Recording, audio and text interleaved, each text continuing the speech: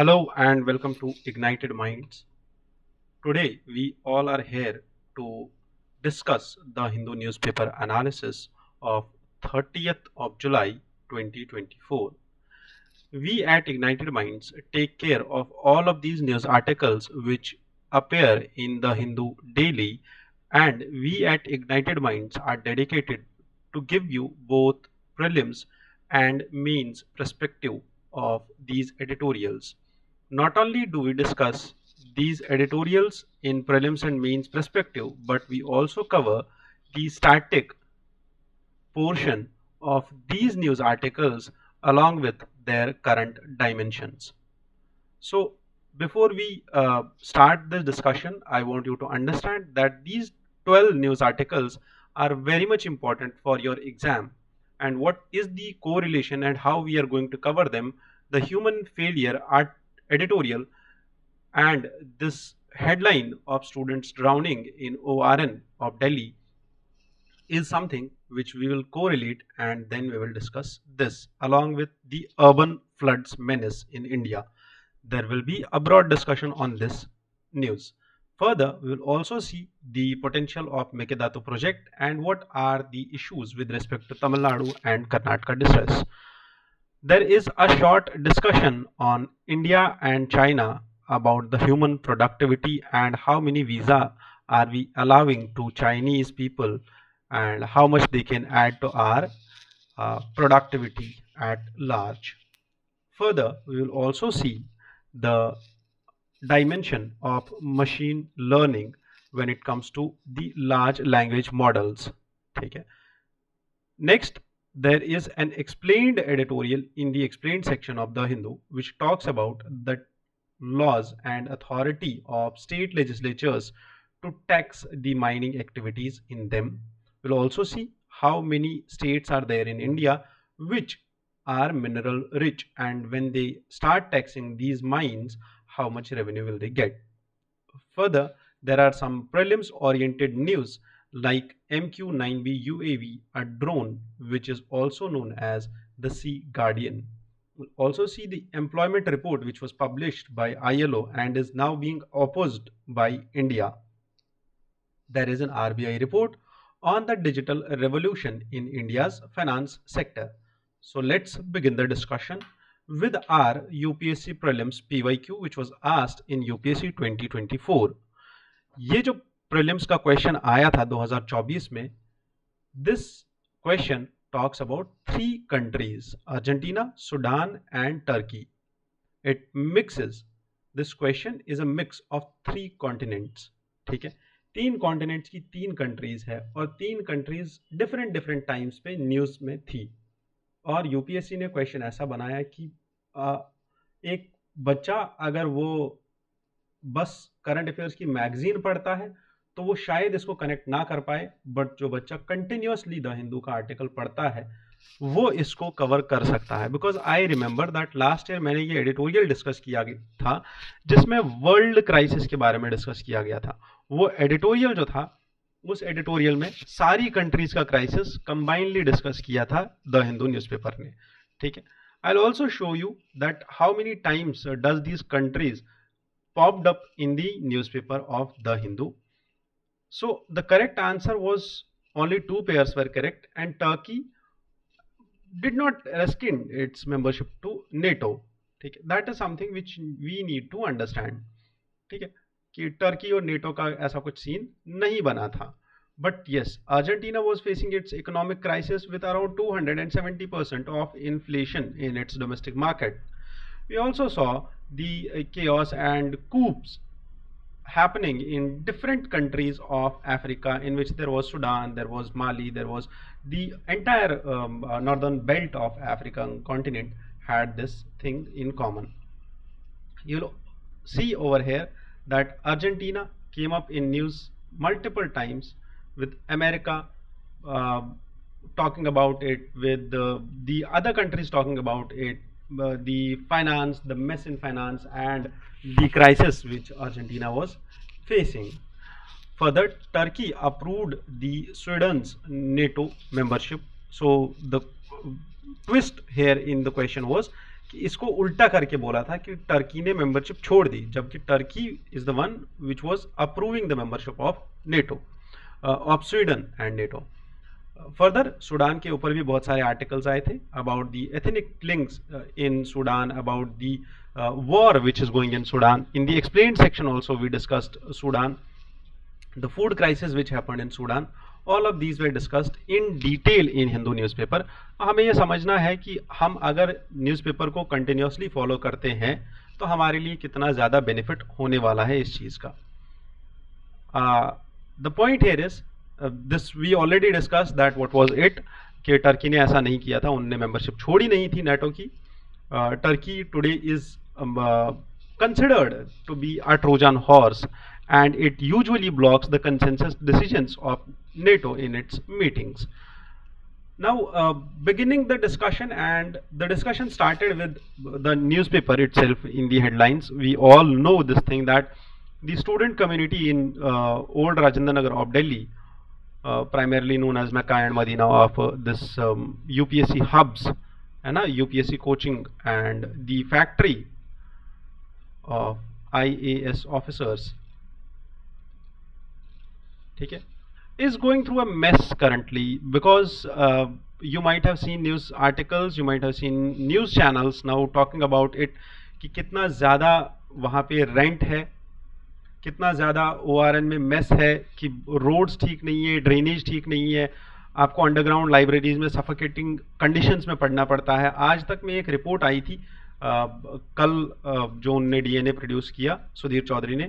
I never support him, but yes, he did a good job when he highlighted this thing, because maybe I don't know what agenda he is following, but yes, the report is correct that in a room, the room is divided into 3 cubicles, and then you need to live in those cubicles like the prisoners of the jails, ठीक है, तो वैसे ही आपको रहना पड़ता है। and if you watch that video, you will see that how much grave the situation is there in ORN. और इसी के चलते there is this famous, like since 1950s this coaching is running, Rao's IAS 1950 से चल रहा है, और Rao's IAS like known for its infrastructural facilities, ठीक है, बहुत हाई क्लास इंफ्रास्ट्रक्चर है राउस का, विजन का, वाजीराम का। मतलब यहाँ पे ऐसी किसी कोचिंग की बात नहीं हो रही है जो छोटी मोटी कोचिंग हो, जो 50-60 हज़ार रुपये में आपकी कोचिंग कराए, नहीं, यहाँ पे उस कोचिंग की बात हो रही है जो 2.5 लाख रुपए की फीस लेके आपकी कोचिंग कराती है, and it claims to be of world class infrastructure, having in its like entirely total campus है इनका, ऊपर से नीचे तक पूरी बिल्डिंग है जिसमें राउस IAS का ऑफिस है करोल बाग में, बस क्लासरूम चलती है। क्या नाम है इसका, other places also like main centre that is the Rajiv Chowk, जहाँ पे कैनॉट प्लेस में इनका एक सेंटर है, ठीक है। तो ऐसी कोचिंग्स में भी ऐसा हो रहा है that students drown to death. The coaching itself is at the beginning of ORN market, like पहली 2 या 4 कोचिंग्स में जो टॉप कोचिंग्स हैं उनमें से एक आती थी Rau's IAS, but you will see that how much grave is their condition, की जो कोचिंग सबसे बाहर है, सबसे प्राइम लोकेशन पे है, वहाँ पे भी इतना इलीगल चीज़ हो रहा था दैट बेसमेंट में लाइब्रेरी चल रही थी, जो कि दिल्ली हाई कोर्ट के ऑर्डर का टोटल वायलेशन था। Now as I told you yesterday only, कि कल मैंने बोला था कि आज इस न्यूज़ पे आर्टिकल आने वाला है, तो सो इस न्यूज़ पे एक एडिटोरियल आया आज। इस न्यूज़ का जो एडिटोरियल था, it talks about the human failure, and it says that this tragic incident could have been avoided if there were prompt actions taken earlier only, ठीक है। अगर हमने पहले ही किया होता कुछ ऐसा काम कि जो MCD है दिल्ली की, या जो इम्प्लीमेंटेशन एजेंसीज है, पुलिस है, जो अगर आप देखो तो वहाँ पे जितने भी यू कैन से फ्ली मार्केट्स या स्ट्रीट वेंडर्स जो होते हैं, उनको तो टैक्स करने, उनसे कलेक्शन करने के लिए तो MCD या कमेटी के लोग आ जाते हैं, but when it comes to the regulation of these, because I myself have been working in this industry from past many years now, even I know that MCD serves notices to these coachings, and then they forget कि what was the notice about, ठीक है। तो you do not know actually like how to tackle with all of this, because there is an entire mafia which is running this industry. Now the condition is that being a UPSC aspirant, कल भी मैंने एक editorial एक question of the day लिखा था, ठीक है, जो क्वेश्चन ऑफ द डे कल का था, अगर आपने वो अटेम्प्ट किया, it talk about the steel cage of Indian bureaucracy, which was rightly called by our beloved Prime Minister, Mr. Jawaharlal Nehru, that Indian bureaucracy is the steel cage of Indian democracy, and it stands the Indian democracy upright. It's the spine of the Indian democracy. But currently, the statement said that it is rusted in its nature. तो वो question आपको attempt करना चाहिए था, ठीक है, that how the Indian steel cage of bureaucracy, how the steel cage of Indian democracy has rusted to its core, and how this metal now needs to be painted afresh. तो question बहुत important था ताकि हम ये समझें कि what are the problems in Indian bureaucracy. We will be discussing that question in your personal one-on-one discussions. जब आप वो discussions attempt करोगे उस टाइम पे further there will be additional points which will be given to you in your answers. Once you attempt that question, you can go to our channels and look for that question and understand that nits and grits of the meritocracy and bureaucracy in India. Now talking about urban floods,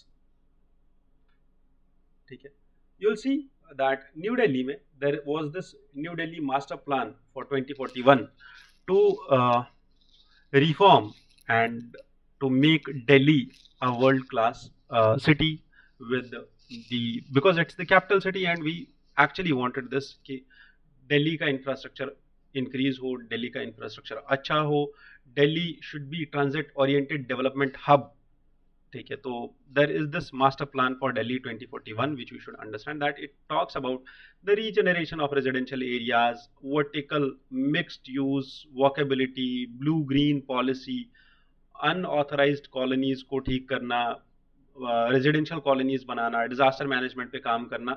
all of this is the key focus of master plan of Delhi for 2041, but the implementation lacks here. As you can see, Delhi में 5 minute की बारिश होने के बाद it happens so that कि कुछ नहीं बचता है फिर, ठीक है, आपको घर से बाहर नहीं निकल सकते हो आप. And we saw that how the infrastructure is lacking.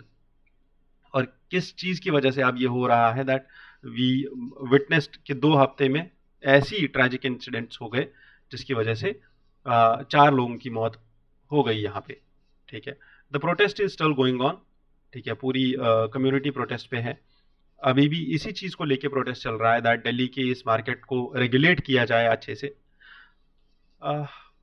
Before we go further into this discussion, I want you to understand some key aspects of urban flooding, which is prime, we can say, topic of our GS3 disaster management, ठीक है. Now this urban flooding, it's totally different from the rural flooding, because rural areas में जब flood आता है तो it's usually because the river, the channel which is passing through the village gets in और inundates the village because of its high flow of water, ठीक है, क्योंकि पानी ज्यादा बह रहा होता है तो इसलिए वहां पे फ्लड आता है. बट अर्बन एरियाज में क्या होता है कि ड्रेनेज ब्लॉक हो जाती है.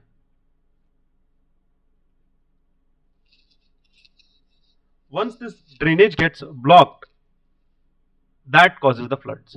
और ये ड्रेनेज ब्लॉक होने की वजह से होता क्या है एक्चुअल में, बेसिकली होता ये है जो अनप्लान्ड अर्बनाइजेशन है, that is the prime factor for all of this.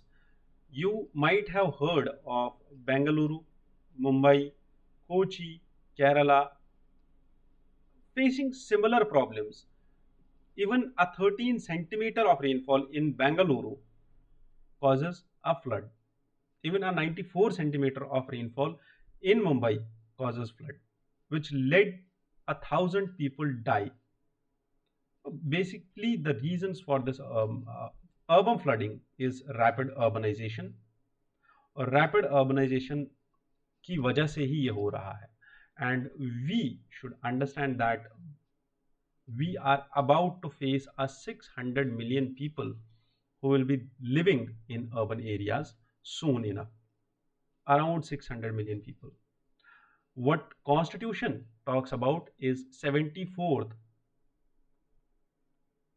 Constitutional Amendment Act, which says that there should be enough powers with the urban local bodies who should have clarity uh, on the powers over the executive wings and the elected representatives to understand the mismanagement of waterlogging issues.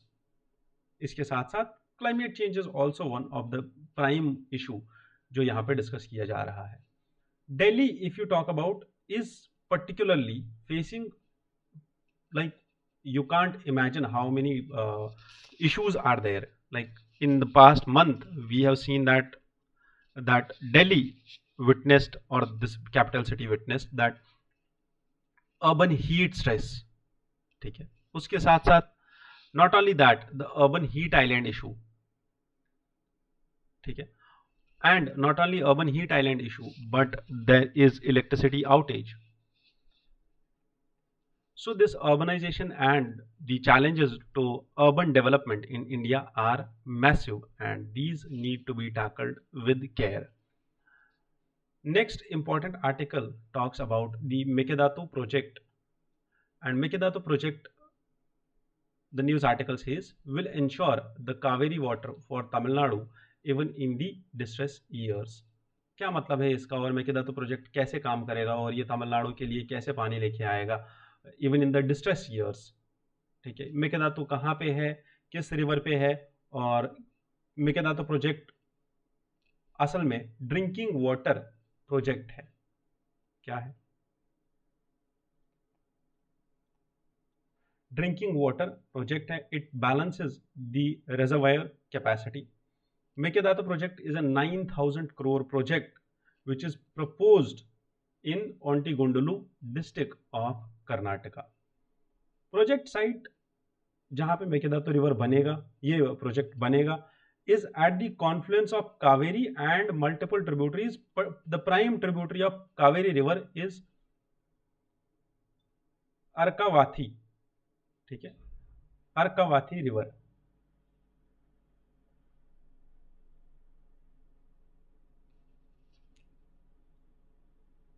Some issue with my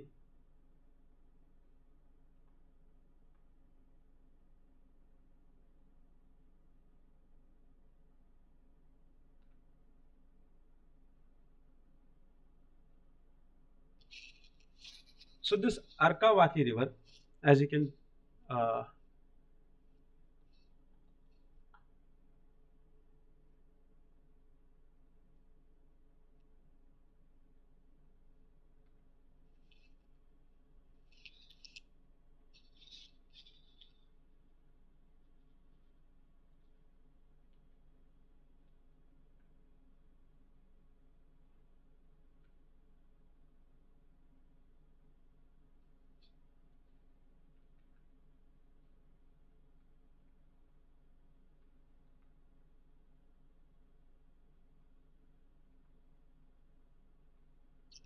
you can see over here that this Mekedatu project is at the confluence of Kaveri river and its tributary Arkavathi.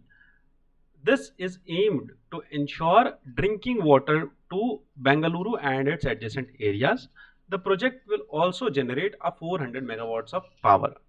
ठीक है, और अगर आप यहाँ पे Kaveri river को अच्छे से देखो तो this is Tamil Nadu and this is Karnataka. Mekedatu project is over here. बिल्ली गुंडलू डिस्ट्रिक्ट है जहाँ पे मेकेदातु प्रोजेक्ट बनाया जाएगा. ठीक है, इसके ऊपर हमारा कृष्ण राजा सागर डैम आता है. देर आर 3 ट्रिब्यूटरीज जो मेकेदातु से पहले आती है. One is Hemavati, Harangini and Kabini. The propose dam is by the Karnataka only. The project is at the glance, and you will see that the capacity is around 67 tons. Then the cost is around 5,000 crores. Further, you'll also see that in this Kaveri basin, Karnataka reservoir capacity is this much, which is not that important. Lastly, this Kaveri river drains at the Nagapattinam city into the Bay of Bengal. ठीक है, यहां तक खत्म हो गया. Let's understand the other points associated to this Mekedatu project. Mekedatu का मतलब क्या होता है? मेकेदातु का मतलब है, like the meaning of this word is a goat's leap, that is a jump by a goat, because Mekedatu is located at a deep gorge which is at the confluence of these two rivers. One is Kaveri and its tributary Arkavati. The primary objective is to provide drinking water facility to Bengaluru. ठीक है, क्योंकि वो area ही ऐसा है जहां पे flood and drought एक साथ आ जाता है. The current status is that कि central water commission and ministry of environment and forest and climate change along with the national board for wildlife sanctuary is considering this project, and it is under its preliminary stage to adopt and obtain necessary clearances and approvals. However, there was earlier opposition by Tamil Nadu, ठीक है, and Tamil Nadu opposed for this thing that this project will decrease the water flow downstream the Kaveri river, because ये river this will start over here and this will ensure water supply for Bengaluru region, ठीक है, and it will divert somehow water of this Tamil Nadu, the part, because Tamil Nadu is a lower riparian state, it will divert some water into Bengaluru region, which will cause less water outflow towards Tamil Nadu. ठीक है, जब तमिलनाडु में पानी कम जाएगा तो इसीलिए तमिलनाडु यहाँ पे प्रोटेस्ट कर रहा था. ठीक है, Kaveri river is also known as Ponni river in Tamil Nadu, and this river is the fourth largest river in south India. Kaveri river is also sacred to south India. Kaveri river itself rises from the Brahmagiri hills of western ghats. फिर ये कर्नाटका से निकल के कर्नाटका और तमिलनाडु को travel करता है. It descends from eastern Ghats through the series of hills and then ये पौंडीचेरी को पास करता हुआ अपना बे ऑफ बंगाल में चला जाता है. लेफ्ट बैंक ट्रिब्यूटरीज अगर आप देखो तो इट्स अर्कावती जिसकी बात हो रही है, हेमावती, शिमशा एंड हरांगी. तो याद रखना है कि अर्कावती जिस पे मेकेदातु प्रोजेक्ट बनेगा, it's a left bank tributary of Kaveri. Right bank tributaries में देयर इज लक्ष्मण तीर्थ, सुवर्णवती, नोयल, भवानी, कबिनी एंड अमरावती जो इसकी ट्रिब्यूटरीज है. बस यहां तक क्लियर हो गया. This editorial talks about India blocking Chinese. What is India blocking and how Chinese should not be blocked and what is the issue. I will just summarize it for you and help you to understand this editorial better. हुआ क्या है असल में issue कि China से जो लोग यहाँ आते थे काम करने के लिए, उनके वीज़ा एप्लीकेशंस कम हुए हैं. 2019 में the visa applications were at 2 lakh. 2 lakh visa applications 2019 में आ रहे थे, जबकि लास्ट ईयर 2000 और इस साल बस 1000 लोग चाइना से यहाँ आए. However, Indian authorities have now recently accepted this fact कि चाइना से लोगों का आना हमारे लिए ज़रूरी है, because we have a significant skill gap which is existing between China and Indian factory. कि चाइना का जो फैक्ट्री है, चाइना के जो लोग हैं जो वहाँ पे काम कर रहे हैं और जो इंडिया में लोग काम कर रहे हैं, इन दोनों के बीच में प्रोफेशनल लेवल पे स्किल गैप है. In this editorial it's discussed कि even a low tech labor intensive production requires a deep well of expertise. और वो एक्सपर्टीज किन के पास है? चाइनीज प्रोफेशनल्स के पास, because they are highly productive. Because we have already seen कि China में द इकोनॉमिक जोन्स या तियानमेन स्क्वायर, वहाँ के लोगों को बहुत पहले चाइना ने बाकी इंटरनेशनल लेवल पे भेजा था ताकि वो सीख पाए कि how to introduce the benefits of industrial revolution into China, and then only China managed to become a global manufacturing hub. Therefore this editorial suggests कि चाइना जो कि वहाँ के स्टूडेंट्स ऑलरेडी अच्छा कर रहे हैं in terms of PISA, that is the Program for International Student Assessment, which is conducted by OECD. It says कि इस टेस्ट में भी ये लोग अच्छा कर रहे हैं, तो we should understand that they are doing good, and once the Chinese experts, technical experts, they come to India, they will transfer their knowledge to the people who will be working with them in India.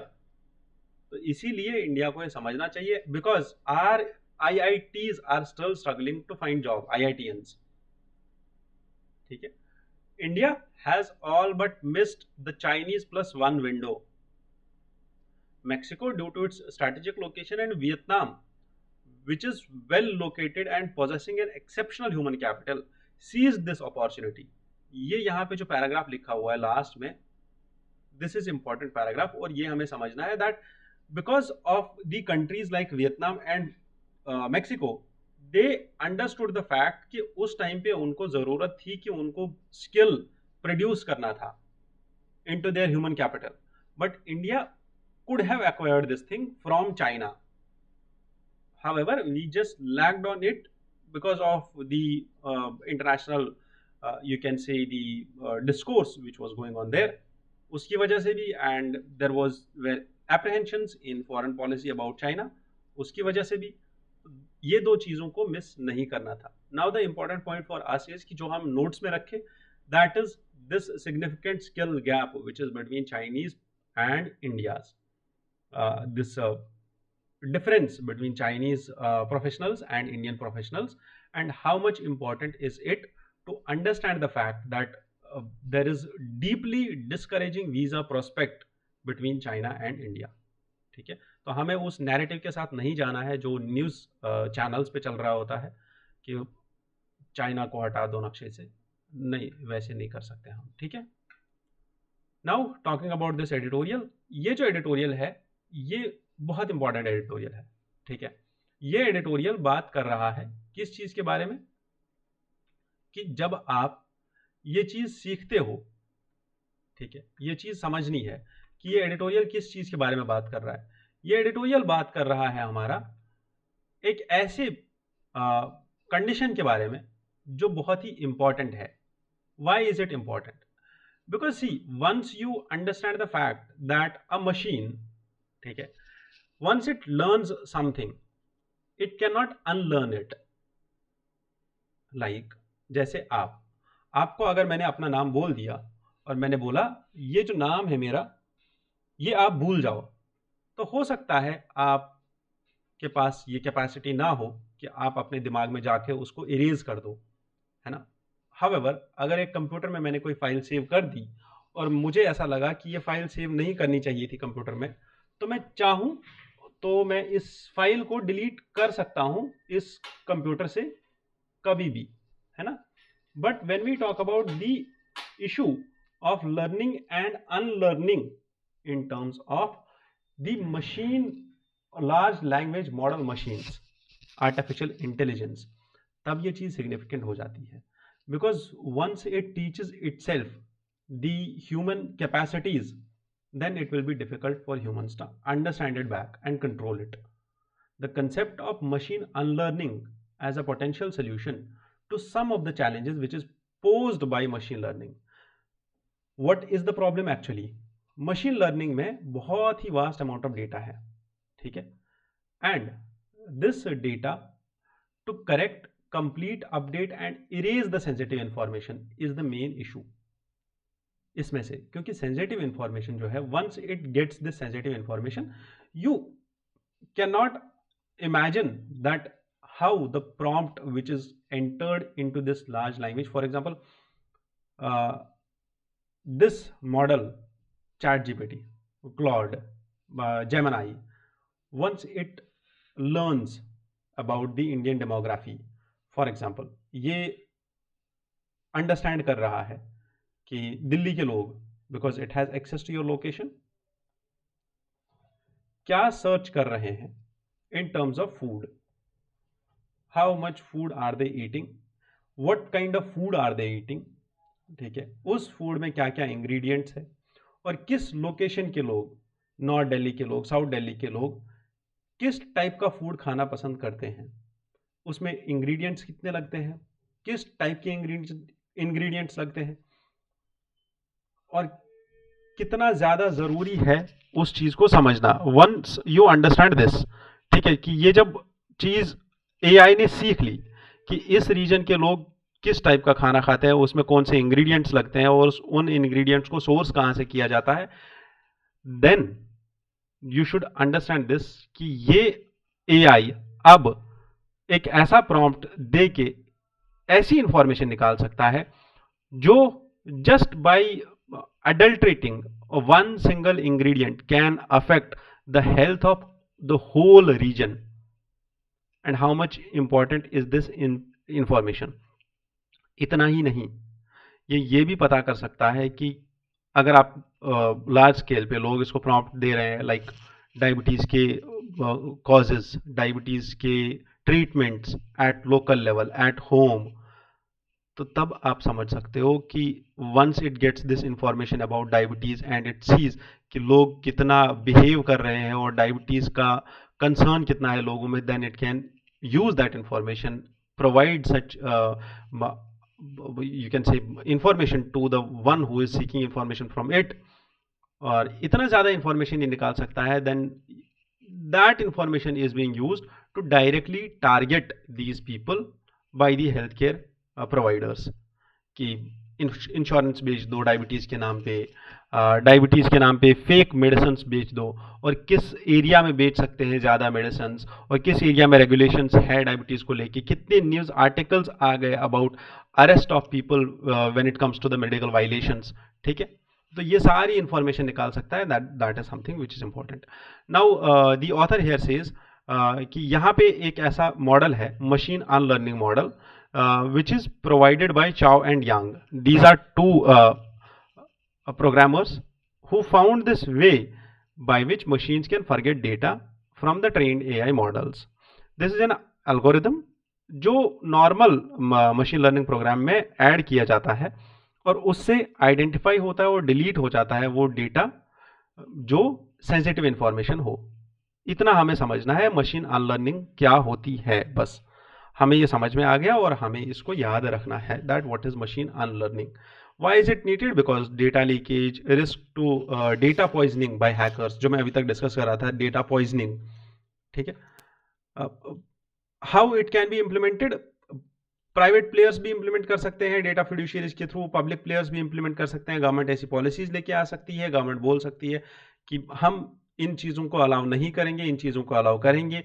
Once the unlearning program is there integrated with the machine learning model, then only we can allow it in certain specific regions. But that's it. Next important editorial talks about the mining activities and can states tax the mining activities in their own region. तो supreme court का एक judgment आया अभी recently जिसमें बोला गया that states have this legislative authority to impose tax on minerals in addition to the royalty levied by center, ठीक है। What was the case with them?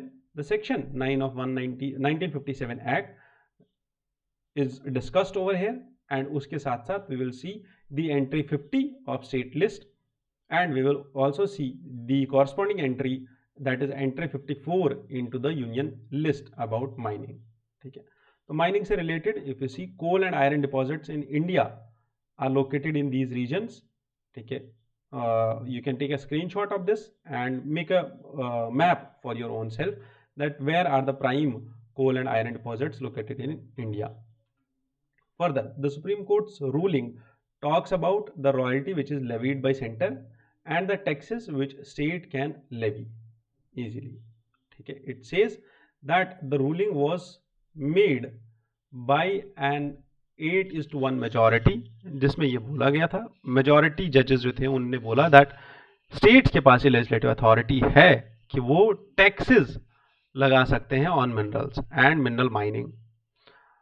इस केस पे डिस्प्यूट चल रहा था पुराना, और ये डिस्प्यूट स्टार्ट हुआ था Indian cement limited versus Tamil Nadu government, over the additional tax which was imposed by Tamil Nadu government on this India Cement Limited.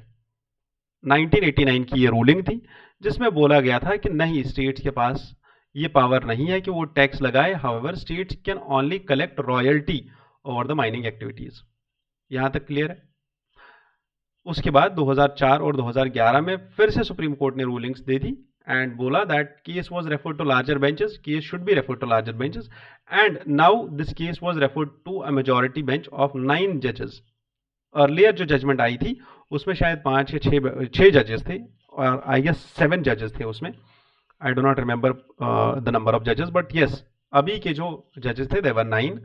The key question addressed in this was whether royalties paid under Mines and Minerals Development and Regulation Act 1957 should be classified as tax or not. Whether center or state have the authority to levy charges on mining activities. तो ये दो questions थे जिनको address करना था, but supreme court ने यहाँ पे बोला that royalty is different and tax is different. Royalty is a contractual consideration between the पेई एंड द पेयर. ठीक है, एक जो कलेक्ट कर रहा है और दूसरा जो पे कर रहा है, इनके बीच में एक कॉन्ट्रैक्चुअल एग्रीमेंट होता है जिसपे दोनों अग्री कर रहे होते हैं. That is the royalty. While as tax is imposed by a sovereign authority, tax is determined by law and levied only on public authorities. यहां तक क्लियर है. इसके बाद the constitutional provisions for this thing, if you talk about entry 50 बोलती है state list में that states के पास exclusive authority है to make laws regarding taxes on mineral rights. Clear cut लिखा हुआ है स्टेट लिस्ट में. एंट्री 54 में लिखा हुआ है दैट सेंटर के पास पावर है to regulate mines and mineral development. इसको समझना है. कोर्ट का रीजन क्या था? Court said that royalties are not classified as tax and they do not fall under the taxes on mineral rights. Therefore, the 1957 judgment was overturned. और 1957 वाली judgement को छोड़ के अभी जजमेंट ये है that states have power to tax land where mines are located under entry 49 of state list. Entries हमें याद नहीं रखनी है, बस हमें ये याद रखना है दैट स्टेट लिस्ट में माइंस एंड मिनरल्स आता है या मिनरल्स का टैक्सेशन आता है. माइंस एंड मिनरल्स का डेवलपमेंट का रेगुलेशन यूनियन लिस्ट में है और taxation on mineral rights, not mining, mineral rights के ऊपर टैक्सेशन वो स्टेट लिस्ट का पार्ट है. ठीक है, यहां तक क्लियर है. Now moving to next editorial. This talks about quad summit and quad. तो क्वाड की जो समिट है ये कहां पे हुई? इस बार टोक्यो में हुई. ठीक है, क्वाड की समिट टोक्यो में हुई, टोक्यो जापान में हुई. And quad has taken totally 29 जुलाई को ये समिट हुई थी और बहुत ही यहाँ पे एक की कंसर्न है वर्ल्ड लेवल पे दैट जो वायलेंस हो रहा है already in Ukraine, Gaza and Myanmar, उसको ख़त्म करना है. ठीक है, and quad took to this कि ये वायलेंस जो है इसको ख़त्म करना चाहिए हमें. And because of this the world is suffering at large and violation of human rights is basically the prime concern for all the Quad members, because all the Quad members believe in they are democratically oriented and they share the you can say the democratic consciousness among all of these countries. आप देख सकते हो like all the 4 countries are democratic in nature, USA, China, Japan and Australia. USA, not China, sorry, USA, India, Japan and Australia, they are democratically consensus oriented और democratically conscious countries. तो quad summit में this is the latest outcome जो अभी तक हमारे पास है and Tokyo में ये समिट हुई थी. If you talk about quad का हिस्ट्री तो 2004 का इंडियन ओशन सुनामी आया था जब there was this idea about having a security and humanitarian issue concerning organization between India, Japan and Australia. तो उसके बाद 2007 में it was mister Shinzo Abe, the prime minister of Japan, who started the concept of quad and he said that along with the vice president of United States, which at that time was Dick Cheney, and he said that एक तो वहाँ पे US के ये president थे, India के prime minister थे Manmohan Singh, and Australia के प्राइम मिनिस्टर जॉन हॉवर्ड थे, जिन्होंने आसियान रीजनल फोरम जब हो रही थी मनीला में, उस टाइम पे उन्होंने स्टार्ट किया क्वाड के बारे में discussion, and they discussed about it, and 2017 में it was revived, and the revival later took to the shape in the ministerial and leaders meeting in 2019. 2019-20 के बाद फिर स्टार्ट हुआ first ever quad leader summit, which was held virtually first time in 2021, और उस time पे जो this quad summit it was basically virtually organized in 2021 by the USA, और उसके बाद इन पर्सन जो मीट हुआ वो भी 2021 दिसंबर ये सितंबर में हुआ था वॉशिंगटन डीसी में, and quad is also associated to this, we know that Malabar exercise, ठीक है। तो that was basically about quad and its recent stance over Ukraine, Gaza and Myanmar. This editorial I want you to understand, very critical editorial. तो हुआ क्या, Bihar government recently announced last year socio-economic caste census, ठीक है, और socio-economic caste census का result ये था that 65% of the population in the state of Bihar belong to OBCs, ठीक है, they were economically and backward classes. Now Bihar government took a decision that we should give 65% reservation to backward classes and those who are extremely backward classes and scheduled castes and scheduled tribes in public employment and institutions. We should give them representation as per their population. जितना उनका share है population में उतना हमें उनका reservation भी देना चाहिए, otherwise it is the reservation is affecting them negatively, because उनका पॉपुलेशन में शेयर बहुत ज़्यादा है और उन्हीं का शेयर ब्यूरोक्रेसी में, पब्लिक पोस्ट में, पब्लिक एम्प्लॉयमेंट में बहुत कम है, जिसकी वजह से प्रॉब्लम ये होगा कि वो रिजर्वेशन की वजह से नेगेटिवली डिस्क्रिमिनेट हो जाएंगे. That was one thing, and once Bihar government took this decision in the recent public service commissions notification of Bihar,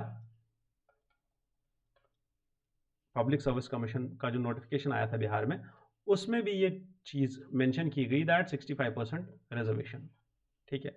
now the point was this was challenged in Bihar high court and Bihar high court stayed it, ठीक है. Bihar high court ने ruling दिया कि नहीं, ये नहीं हो सकता, 65% रिजर्वेशन नहीं हो सकती है, उन्होंने उसको क्वैश कर दिया, ठीक है, बिहार हाई कोर्ट ने.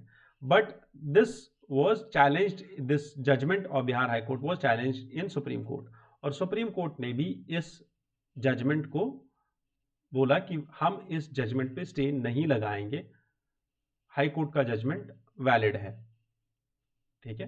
Because now if you implement this policy of 65% reservation, it means that only 35% is left for merit, क्योंकि 65% ऑलरेडी आपने रिजर्व कर दिया, उसमें मेरिट अब अलग से कटेगा, तो basically equality of opportunity is not there then ना, इक्वालिटी ऑफ अपॉर्चुनिटी बचेगी नहीं. That is why supreme court is taking this stance, ठीक है. And they have also highlighted that it violates the articles, Article 14, Article 15, Article 16, which talks about equality in public employment. ठीक है. Moving to next editorial. This is one of the key editorials which I wanted to discuss here, because last year हमने देखा 2024 में जो prelims का paper हुआ था, last year in the sense जो पिछला पेपर हुआ यूपीएससी का, डिफेंस से बहुत सारे क्वेश्चंस आ गए, even from the structure of army, navy and air force 2 से 3 questions total में आए थे. Now this defense acquisition council has approved amendment to MQ-9B UAV deal with USA. अभी ये डील क्या है? Basically this is a drone MQ-9B UAV. ये predator drone है, ठीक है. This predator drone is known as Sky Guardian, और सी guardian इसका समंदर वाला है, नेवी के पास जो होता है. इसका कॉस्ट अराउंड $3 बिलियन का है 30 ड्रोन्स के लिए. It achieves a max air speed of 388 kilometres per hour. It's range is around 11,000 kilometres, and it can have a flight endurance of 40 hours. दो पायलट्स इसको ग्राउंड से ही कंट्रोल करते हैं। इसमें जो वेपन्स होते हैं they can be laser guided missiles, anti tank missiles and anti ship missiles. ठीक है, this can help us in humanitarian, disaster relief, search and rescue, law enforcement, border enforcement and other defence counter air activities. तो ये drone बहुत ही ज़्यादा important है Indian defence forces के लिए particularly. यहाँ तक क्लियर है? यहाँ तक हमने ये समझा that how much important is this drone. ठीक है, and how can we expect a question on this drone? They are basically high altitude long endurance drones। इसीलिए ये ड्रोन इंपॉर्टेंट है कि ये बहुत टाइम तक हवा में रह सकता है। Next snippet from newspaper. Basically अगर आपको याद हो तो इसी मंथ में हमने बहुत सारा डिस्कशन किया इस चीज़ पे about employment and unemployment in India. ठीक है, about employment and unemployment in India. और हमने एडिटोरियल्स भी डिस्कस किए by chief economics adviser, by the professors of economics. We also discussed the reports by CMIE। ठीक है, हमने रिपोर्ट्स डिस्कस किए बहुत सारी और ऑर्गेनाइजेशंस की। RBI की रिपोर्ट डिस्कस करी हमने, PLFS डिस्कस किया। ठीक है, तो वो सारे editorials basically talk about the high unemployment in India. और रिसेंटली ILO ने भी एक अनएम्प्लॉयमेंट पे ही, इंडिया की अनएम्प्लॉयमेंट पे एक रिपोर्ट निकाली थी। ठीक है, ILO ने रिपोर्ट क्या निकाली और ILO क्या बोल रहा था दैट ILO प्लस एक इंस्टीट्यूट है, institute of human development, IHD। ठीक है, they said that Indian youth account for almost 83% of the unemployed workforce। कि जितना इंडिया में अनएम्प्लॉयड वर्कफोर्स है, जितने लोग अनएम्प्लॉयड हैं, उसमें से 83% are the young ones, are the youth. ठीक है, which in 2000 was only 35%, but in 2022 is 65%, that means is doubled। ठीक है, the unemployed youth in India is doubled, और जिसकी वजह से प्रॉब्लम हो रही है। बट गवर्नमेंट ऑफिशियल्स ने इसको टोटली अपोज किया है and now they are taking the case with ILO that this report is not something which is taking the data sets from periodic labour force survey, because periodic labour force survey talks about totally different position of India's employment scenario. ठीक है, this editorial is from one of the reports which RBI publishes annually। ये report RBI annually publish करता है और इस report में RBI क्या बोल रहा है? RBI talks about currency and finance in India and it says that India का जो इंफ्रास्ट्रक्चर है it's changing and it's adopting to finance technology और financial technology. Fintech ecosystem India का बहुत तरक्की कर रहा है। रिपोर्ट का नाम है report on currency and finance for the year 2023-2024। This report talks about the digital technologies and their opportunities and this report talks about 4 things. One is India's digital revolution। India's digital revolution, its challenges and opportunities। Second is about digitalization and financial innovation। Third, it also talks about the open economy। And fifth, it talks about the risks and challenges of digitalization। ठीक है, तो इस article पे, इस news snippet पे कल editorial आएगा। Don't worry about that once this editorial comes out, क्योंकि 29 जुलाई को ये रिपोर्ट आई थी और आज 30 जुलाई है। कल मोस्ट प्रोबेबली इस पे एडिटोरियल आएगा। डोंट वरी अबाउट इट, कल एडिटोरियल आएगा तो we will discuss it in detail. ठीक है, रेस्ट इस रिपोर्ट पे अलग से एक वीडियो आ जाएगी। The last news article talks about Venezuela. ठीक है, and India and Venezuela basically have been into the oil diplomacy. ठीक है, हमें अगर कुछ यहाँ पे समझना है तो ऑयल डिप्लोमेसी समझनी है।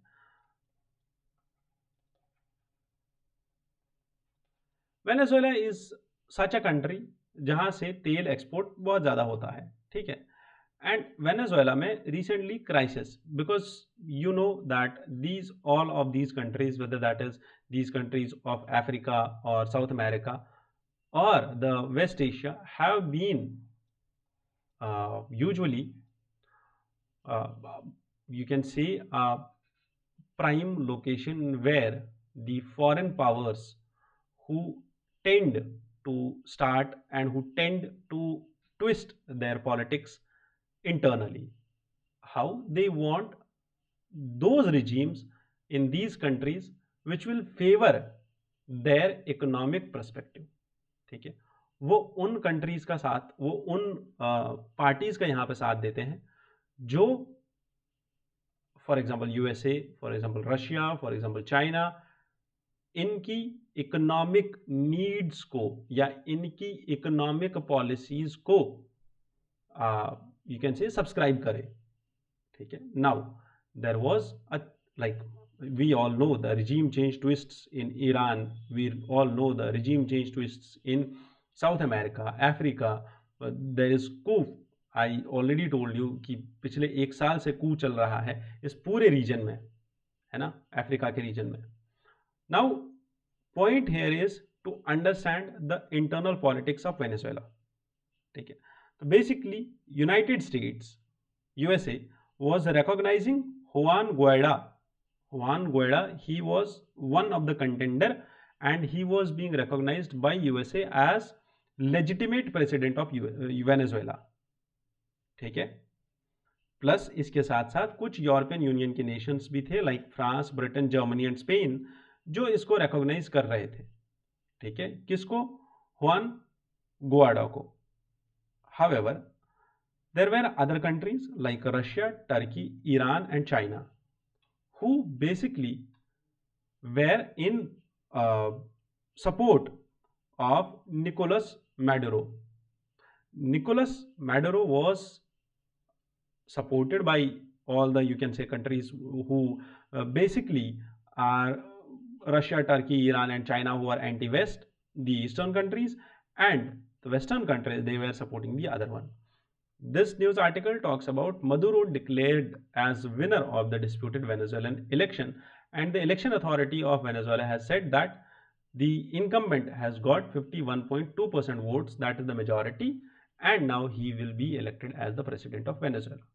Now this may change a little bit oil diplomacy of the world, okay, because Venezuela has recently been into economic crisis, and the crisis in Venezuela was basically due to its proven oil reserves in the world.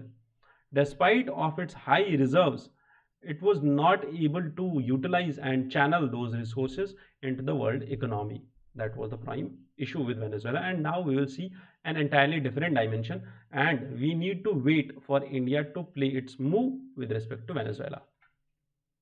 The last discussion of this video will be about UPSC GS2 का जो question आया था 2023 के mains में।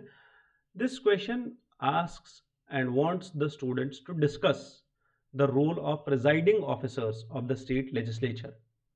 State legislature में जो presiding officers होते हैं वो क्या रोल प्ले करते हैं in maintaining order and impartiality in conducting the legislative work and facilitating best democratic practices. So who are the presiding officers of the state legislatures? Like in center, we have Speaker of Lok Sabha and we have presiding officer or the chairman of Rajya Sabha, who actually is ex officio chairman of Rajya Sabha and basically holding the office of Vice President of India. We need to discuss now in the state legislatures how they are, their role is different. Why is this question about state legislatures? Why is this question not talking about the central legislature? ठीक है, ये लोकसभा के बारे में क्यों बात नहीं कर रहा है, ये स्टेट लेजिस्लेचर के बारे में क्यों बात कर रहा है। पिछली बार भी हमने इसी डिस्कशन में एक चीज डिस्कस की थी, once we discuss the UPSC के प्रीलिम्स के पीवाईक्यू, तो मैंने आपको बोला था कि प्रीलिम्स का पीवाईक्यू कितना डीप होता जा रहा है ओवर द ईयर्स, कि बुद्धिज्म जैनिज्म से क्वेश्चन आता था, वो अभी जाके बुद्धिज्म जैनिज्म के सबसेक्ट्स की फिलॉसफी पे आ गया है। from comparing the Buddhism Jainism, from asking questions about the founders of Buddhism Jainism, to their books, to their literature, to their language, to the prime activities of Buddha, Dharmachakra Parivartan, and the mudras of Buddha. Everything has been asked, and now they are going deep into the philosophy of the sects and subsects.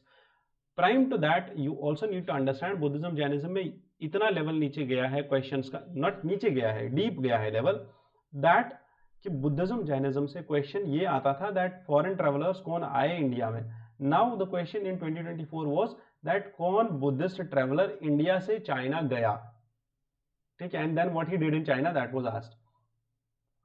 Understand this thing, presiding officer about the centre has already been asked by UPSC. ठीक है, of centre speaker का role already पूछ चुका है UPSC. Now this was about the state legislature के speaker के बारे में. ठीक है, और इस क्वेश्चन में सबसे प्राइम चीज थी जो स्टूडेंट्स को एड्रेस करनी थी, that was different examples from different state legislatures. ठीक है, अबाउट द प्रिजाइडिंग ऑफिसर्स, और वो लिखना जरूरी था. Now starting this question from article 178 and 182, which talks about the speaker of state legislative assembly and the chairman of legislative councils. ठीक है, और जो ये प्रिजाइडिंग ऑफिसर्स होते हैं इनका काम क्या है, how they use the unparliamentary language, how they regulate the unparliamentary language of the members, the personal attacks. With this you also need to highlight the examples like Maharashtra Legislative Assembly में क्या हुआ. ठीक है, disqualification of members in Maharashtra legislative assembly. 10th schedule के ऊपर presiding officers क्या करते हैं. Presiding officers in the state legislature can also declare the money bills as money bills.